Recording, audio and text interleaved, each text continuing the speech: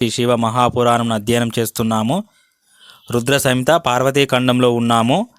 ఈరోజు మనము సప్తర్షులు పార్వతిని పరీక్షించుట ధ్యాన మంత్రము. ఓం త్రయంబకం జజామయే సుగంధిం పుష్టివర్ధనం ఉర్వారుగమివ బంధనాత్ మృత్యోర్ముక్షీయమా అమృతాత్.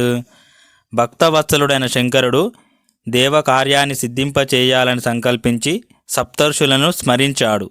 వారు వచ్చి ఉచిత రీతిని స్తుతించి కర్తవ్యాన్ని చెప్పవలసిందిగా కోరగా శివుడు వారికి పార్వతీ వృత్తాంతాన్ని సమగ్రంగా చెప్పి ఆమె మనస్సు యొక్క దృఢత్వాన్ని పరీక్షించి విన్నవించవలసిందిగా ఆజ్ఞాపించాడు. మునులు శీఘ్రంగా గౌరీ శిఖరానికి చేరుకొని ఆమె తపోనిష్టకు విస్మితులై స్తుతించి ఏ పరమార్థాన్ని ఆశించి ఇంతటి ఉగ్ర తపస్సుకు పూనుకున్నావని ప్రశ్నించారు. దానికి పార్వతీదేవి బ్రాహ్మణ వేషధారులైన సప్తర్షులకు సమాధానమిచ్చింది ఇలా: ఓ బ్రాహ్మణోత్తములారా, మీరు పరియాసం చేయకుండా వింటే చెబుతాను. నా మనస్సు నీటిపై మహాప్రాసాదాన్ని నిర్మింపగోరుతున్నది. రెక్కలు లేని నా మనస్సు అనే పక్షి హఠాత్తుగా ఆకాశంలో విహరిస్తున్నది. నా మనస్సు నా వశంలో లేదు. అసంభవమైన కర్మలను అపేక్షిస్తున్నది. రుద్రుణ్ణి భర్తగా పొందాలనే కోరికతో దేవర్షి అయిన నారద వచనాల ప్రకారం ఈ తపస్సును చేస్తున్నాను. ఆమె మాటలకు బ్రాహ్మణులు నవ్వి ఆమె దృఢ సంకల్పాన్ని పరీక్షింపగోరి ఇలా మాయ మాటలు పలికారు: ఓ యమగిరి రాజనందిని, నారదుడు దాంభికుడు. మాయ మాటలు చెప్పి మోసం చేస్తాడు. దక్షుని కుమారులకు మాయ మాటలతో వైరాగ్యాన్ని బోధించి కొడుకులను తండ్రికి అక్కరకు రాకుండా చేశాడు. వారంతా భిక్షకులయ్యారు. చిత్రకేతుడనే గంధర్వునికి ఉపదేశం చేసి వాడిల్లు గుల్ల చేశాడు. ప్రహ్లాదునకు హరిభక్తిని ఉపదేశించి తండ్రి కొడుకుల మధ్య చిచ్చురేపాడు. నారదుడు ప్రకాశమానమైన దేహం కలవాడే కానీ మనస్సు మాత్రం మలినం. వాడు ఎవడి ఇంట్లో అడుగు పెడితే ఆ ఇల్లు మట్టం. వాడి గురించి మాకు బాగా తెలుసు. వాడు నమ్మదగ్గవాడు కాదు. నువ్వు బుద్ధిమంతురాలవు. నారదుని ఉపదేశంతో శివుని కొరకు కఠిన తపశ్చర్యకు ఉపక్రమించావు. శివుడు నిర్వికారుడు, మన్మథ శత్రువు, అమంగళ వేషధారి, దిగంబరుడు. అలాంటి వాణ్ణి పెళ్లి చేసుకొని నువ్వేం సుఖపడతావు? సతీదేవి ఏం సుఖపడింది? బాగా ఆలోచించుకో. నీకు తగిన వరుడు విష్ణువు ఒక్కడే. అందులోనూ అలంకారలోనూ వైభవంలోనూ ఆయనకు ఆయనే సాటి. ఆయన నీకు సర్వసుఖాలను సమకూర్చగలడు. దగ్గరుండి ఆ వివాహాన్ని మేము జరిపిస్తాము. బాగా ఆలోచించుకొని చెప్పు. కపట బ్రాహ్మణుల మాటలకు పార్వతి నవ్వుకొని ఇలా అంది: ఓ బ్రాహ్మణులారా, దేవర్షి అయిన నారదుని వచనమే నాకు హితకరము. గురువుల వచనమందు ఎవరికి సత్యబుద్ధి ఉంటుందో వారు ఇహపరాలలో సుఖిస్తారు. ఈ తపస్సు నాకు సుఖాన్ని ఇస్తుందో శూన్యాన్ని మిగులుస్తుందో నాకేదైనా సంతోషమే. శివుడు గుణహీనుడు, నిజమే. విష్ణువు అలంకార ప్రియుడు, అదీ నిజమే. దానికి గల కారణం వినండి. పరబ్రహ్మం యొక్క సగుణ రూపం శివుడు. ఆయన మాయాతీతుడు, అవధూత స్వరూపుడు. మాయావేషం లేని వారికి అలంకారాదులయందు ప్రీతి ఉండదు. ఏ గుణములు ఉండవు. రాతి మీద పద్మం వికసించవచ్చు, నా వ్రతాన్ని మాత్రం వదలను. అలా పలికి పార్వతి మౌనాన్ని వహించగా మహర్షులు ఆమెకు జయము కలుగుగాక అని ఉత్తమ ఆశీర్వచనాన్ని పలికి శివలోకానికి వెళ్ళి ఆ వృత్తాంతాన్ని నివేదించి తదుపరి తమ లోకానికి చేరుకున్నారు. మునుల వచనాలను విని శంకరుడు పార్వతిని తానే స్వయంగా పరీక్షింపగోరి కర్రను గొడుగును పట్టుకొని రుద్ర బ్రహ్మచారి వేషంలో మార్గస్థుని వలె పార్వతి ముందు సాక్షాత్కరించాడు.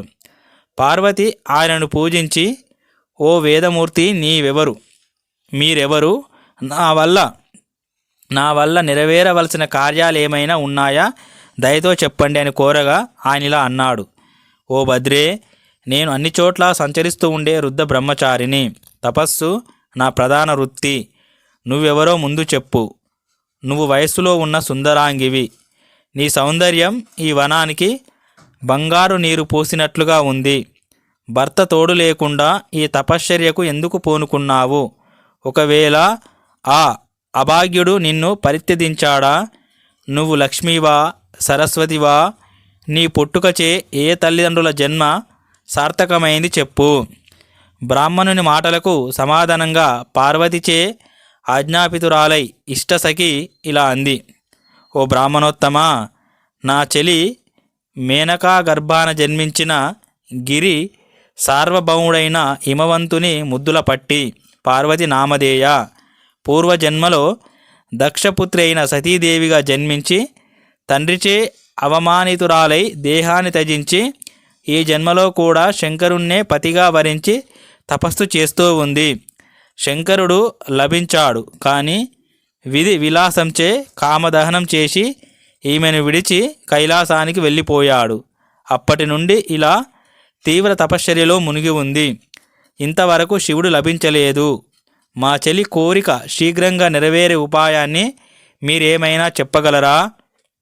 చెలి మాటలకు బ్రహ్మచారి నవ్వి, శ్మశానవాసి కపాలధారి అయిన శివుడెక్కడా?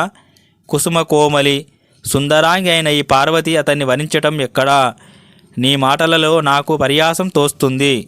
నాకు నమ్మకం కలగాలంటే నువ్వు చెప్పిన మాటలను మీ దేవి తన నోటితోనే పలుకుగాక అని పార్వతీ నోట మధుర వాక్కులను వినాలనే కుతూహలంతో అన్నాడు శివుడు. దానికి సమాధానంగా పార్వతీదేవి, ఓ విప్రోత్తమ, నా సఖి పలికిన పలుకులు సత్యమే. నా కోరిక దుర్లభమైనదే కావచ్చుగాక. ఆ సంకల్పమునందే నా మనస్సు దృఢంగా నిలిచి ఉంది. నేనాయనకు అర్ధాంగిని కాలేకపోతే అగ్నికి ఈ దేహాన్ని అర్పించి సాలోక్యాన్ని పొందుతాను. ఇది నా నిశ్చయము అని త్రికరణ శుద్ధిగా పలికింది. ఆమె పలుకులకు విస్మృతుడైన శంకరుడు ఆమె ప్రేమకు పరీక్షగా ఇలా అన్నాడు. ఓ దేవి, నేను ఆ మహాదేవుణ్ణి బాగా ఎరుగుదును.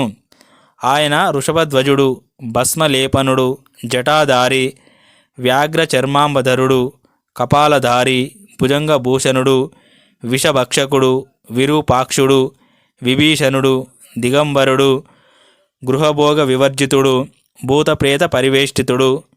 ఓ శుభాంగి, ఇక నువ్వు సముజ్వల కాంచన రథ సమారోహవు, కుంకుమ అగరు కస్తూరి చందన వాసితవు, వినీల కుంతలవు, దుకూల వస్త్ర శోభితవు, లీలాశుకధారినివి, రత్న భూషణోజ్వలాంగివి, బహువిధ రుచిరాన్న సంపన్నవు, సీమంత విధి ముక్తాపల సూత్రధారినివి, సుందర మందహాస వదనారవిందవు, మౌక్తిక శోభిత కాంచన మేకలాన్విత తన్వంగివి, నానా రత్న శోభిత సౌదోపరి చంద్రశాల విహారినివి, సుందర యువతీజన శోభిత మనోహారివి. ఓ మంగళాంగి, పరస్పర విరుద్ధమైన అంశాలు గల మీ ఇద్దరికీ దాంపత్యం ఎలా కుదురుతుంది? దక్షపుత్రి అయిన సతీదేవి ఏం సుఖపడింది చెప్పు. నీ చర్య లోక విరుద్ధంగా ఉంది. లోకంలో కన్యలు కోరుకునే లక్షణాలలో ఏ ఒక్కటి శంకరునికి లేవు. ఆయనను భర్తగా పొందాలనే కోరికను వదులుకో, లేదా నీ ఇష్టం వచ్చినట్లు చేసుకో అని ఈ విధంగా పలికి ముందుకు వెళ్తున్నాడు కపట బ్రహ్మచారి. బ్రహ్మచారి నోట శివనిందని విన్న ఉమాదేవి నొచ్చుకొని సమాధానంగా ఇలా అంటుంది. ఓ బ్రాహ్మణోత్తమా, వేదాధ్యయన సంపన్నుడవైన నీ నోటి నుండి అనుచిత వాక్కులను వినిన ఈరోజు దూషితమవుగాక. నా యోగ్యతను అనుసరించి శివతత్వాన్ని గురించి చెప్తున్నాను విను. శివుడు స్వరూప దృష్ట్యా నిర్గుడే కాని ప్రకృతితో కూడి సగుణుడు అయినాడు. ఆ కారణంగా ఆయనకు జాతి మత కుల వివక్ష ఏముంటుంది? సర్వజ్ఞుడైన వానికి విద్యలతో పనేమిటి? కల్ప ప్రారంభంలో ఉచ్ఛ్వాస రూపంలో వేదాలను విష్ణువుకు అనుగ్రహించిన పరిపూర్ణునికి విద్యాభ్యాసమా? కాలాతీతునకు వయస్సా? చతుర్దశ భువన సృష్టికర్తకు తల్లిదండ్రుల అలంకారాల అష్టసిద్ధులు ఆయన ముందు నృత్యం చేస్తూ ఉంటే ఆయనకు లేనిదేముంది? నీ వంటి బహిర్ముఖునికి ఆయన తత్వం ఎలా అర్థమవుతుంది?